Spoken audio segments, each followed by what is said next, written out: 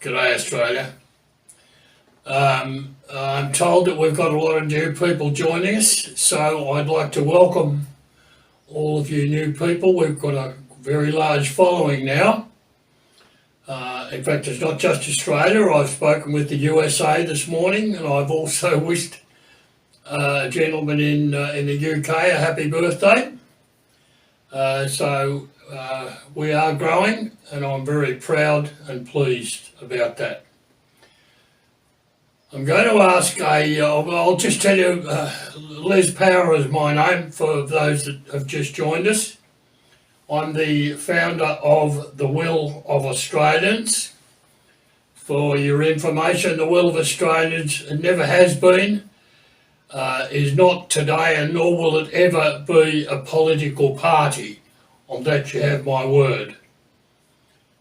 We regard ourselves as the opposite of a political party. We listen to what the people want. That's what we want. That's what we fight for. So you can rest assured we're not going to become a political party. I've got a question for you today that I want you to address and think about very carefully. Because as I've said to my long-time followers, Anthony Albanese is a communist. My personal belief is that many of the people within the parliament, possibly all of them, in the Labor parliament that is, are communist also.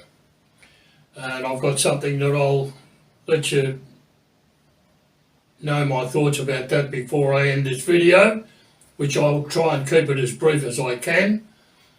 But the question I've got is, hypothetically, if, say, for example, a person went along to the police force and said, look, I'd like to join the police force.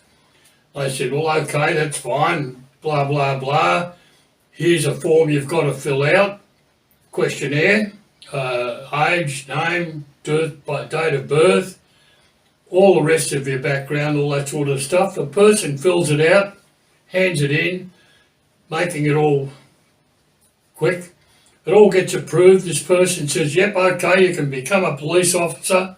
So he goes to the academy, goes through all the training, becomes a police officer, is assigned to a police station. And when he's assigned to the police station, the commanding officer of the police station just doesn't feel right. Something's not right here. So he decides to do some background checks. Lo and behold, he finds that this hypothetical fellow has been charged with and convicted of robbery and sexual offences in a previous life. He'd hid that from the police force. What would happen to that fellow? I believe you will agree with me that he would be immediately taken, all of his clothing and all of his goods, perhaps his gun, would be taken away from him. He'd be escorted off the premises by armed security and told never to return again.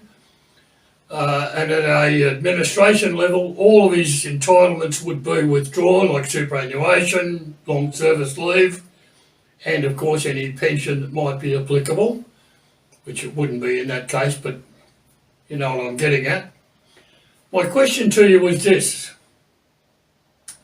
what happens when a Prime Minister does a similar thing? Because our Prime Minister, in my words, did. In other words, I believe Anthony Albanese had a moral obligation to notify the Australian people that he was a communist before the 22 and the 2025 elections. He didn't. I believe he had an ethical responsibility to do the same thing. He didn't. I also now know, because I've done all the checking, in my opinion, he had a legal obligation to notify the Australian people as well, because all senators that seek to be a member of parliament have got to sign very complicated documentations one of the questions is, do you have any conflicts of interest or any potential conflicts of interest? He obviously didn't answer the question, or answered no. Now, if you can convince anybody that communism is not a conflict of interest with the constitutional monarchy, which is what we are as Australians, or a democracy, or a Christian, Judeo-Christian nation, he didn't do any of that.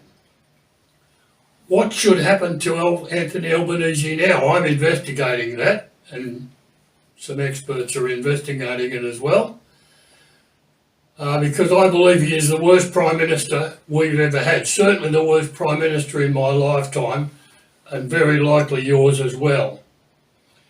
I'd just like you to consider that and take it into consideration in how we think, what we do, what we act, how we act, and what have you. One example, just I'll say in closing, there's I guess you'd call it an advertisement, being played at the moment by our Treasurer, Jim Chalmers. He says a whole bunch of things in answer to a journalist, but one of the things he says fascinated me. He looks into the camera real sternly and says, "The system is broken and we are fixing it." When he said that, I thought, what the hell's he talking about? He's saying the system is broken. He is the system. He and Anthony Albanese and the Labor government are the system. And he's saying it's broken. I couldn't work it out, and it took me a little while to work it out. I believe what he meant was the democratic Australian system, our constitutional monarchy.